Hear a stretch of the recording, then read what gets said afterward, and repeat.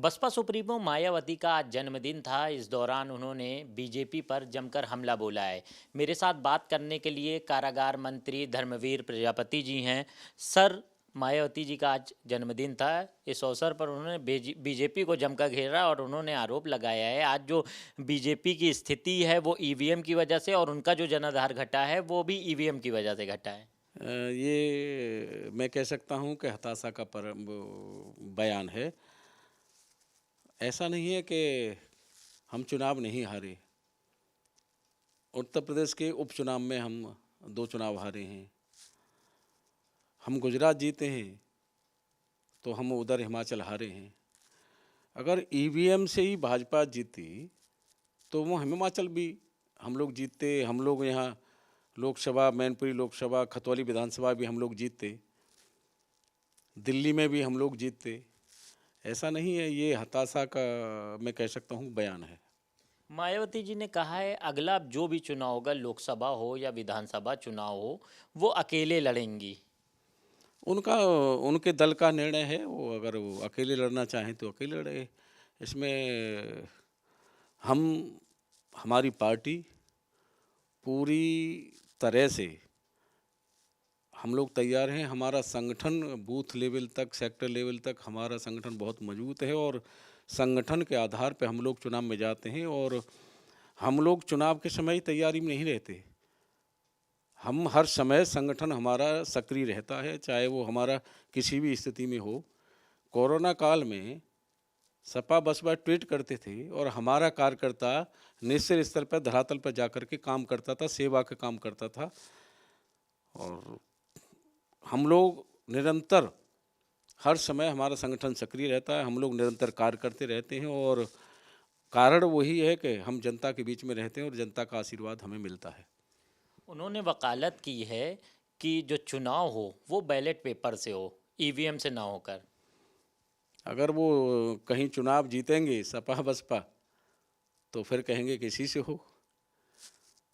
मैं कह सकता हूँ कि निर्णय जो भी होता है अपने अपने दल का, अपने दल के हिसाब से लोग निर्णय लेते हैं। मैं कह सकता हूँ कि हम पूरे देश में सबसे बड़ी पार्टी के रूप में उभरे थे। आज भी हम बड़े स्तर पे हैं। बड़े स्तर पे जनता का आशीर्वाद पूरे देश में हम लोगों को मिलता है, प्रदेश में मिलता है। और जिस आशा विश्वास के साथ जनता ने हमें उत्तर प्रदेश में दोबारा सत्ता दी, केंद्र में हमें दोबारा सत्ता दी, उसी के अनुरूप हमारा शीर्ष नेतृत्व माननीय प्रधानमंत्री जी, माननीय मुख्यमंत्री जी और माननीय हमारा शीर्ष नेतृत्व संगठन हमारा, उसी के अनुसार हम लोग योजना बनाते हैं और उसी के अनुसार हम लोग काम करते हैं। हमारा दायित्व है कि जिस जनता ने उत्तर प्रदेश में सत्ता हमें दोबारा दी, केंद्र में हमें सत्ता दी, और जिस आशा विश्वास के दी उसको हम आगे बढ़ाएं और उनके विश्वास को हम जीतें और जीतें। ये हम लोगों का दायित्व है। सर, अगर आपके विभाग से रिलेटेड जानकारी ली जाए तो कई ऐसे कैदी हैं जो काफ़ी अनुभवी भी हैं और कई चीज़ों में वो आगे भी निकलना चाहते हैं, तो उनके लिए कुछ किया जा रहा है। एक पेंटिंग भी सामने आई थी। देखिए, अभी पूरे उत्तर प्रदेश में जिन जेलों में कुछ न कुछ हमारे कैदी काम करते हैं। अगर मेरठ की बात करें तो खेल का सामान कैदी बनाते हैं। गाज़ियाबाद की अगर हम बात करें तो मूर्ति का बनाते हैं गाज़ियाबाद में। मोदी जी की एक बहुत अच्छी पेंटिंग बनाई थी धागे से। गणेश जी की प्रतिमा बनाई थी धागे से कपड़े पे। अगर हम बात करें तो आगरा में केंद्रीय कारागार में जिस कुर्सी पे हमारे डिस्ट्रिक्ट जज बैठते हैं वो कुर्सी हमारे वहाँ बनती है। तहसील परिसर में कुर्सियाँ लगती हैं वो हमारे आगरा में बनती हैं। फर्नीचर, बहुत बड़ा काम फर्नीचर का आगरा में है। और अभी खादी ग्राम उद्योग की प्रदर्शनी लगी है आगरा में, उसमें हमने एक शॉप लगवाई है जेल विभाग की, जिसमें अलीगढ़ का सामान, मथुरा में भगवान कृष्ण की पोशाक कैदी बनाते हैं।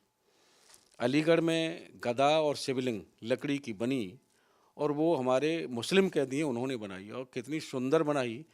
मैंने प्रधानमंत्री को दी तो प्रधानमंत्री को जब मैंने बताया उनको कि देखिए ये कैदी की बनाई हुई है, तो उन्होंने कहा कैदियों ने ये बनाई है, इतनी सुंदर फिनिशिंग भी की है।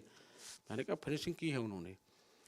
लखनऊ की जेल में एक कैदी है, इतना सुंदर पेंटर है, उसने प्रतिमा बनाई है ऐसी, कई प्रतिमा ऐसी बनाई हैं उसने, देखने लायक हैं।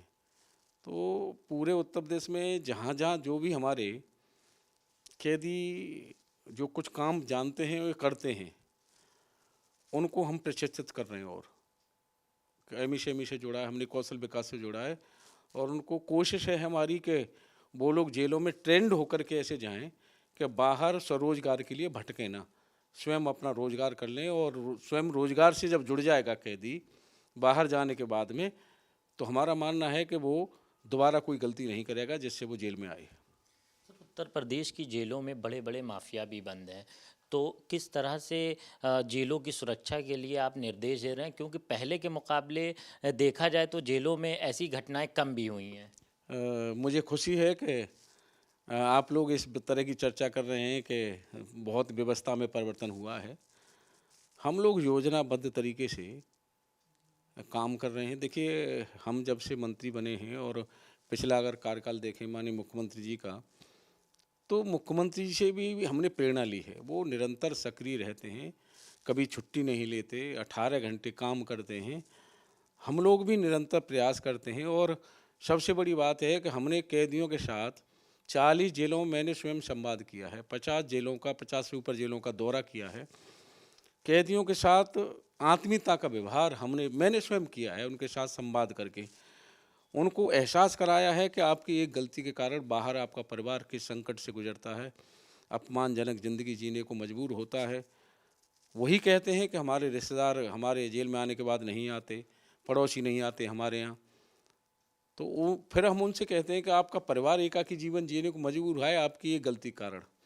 तो उनको एहसास होता है, और एहसास होता है तो वो स्वीकार करते हैं कि अभी जब हम बाहर जाएंगे तो दोबारा कोई गलती ऐसी नहीं करेंगे जिससे हम दोबारा जेल में आए, परिवार हमारा संकट में आए।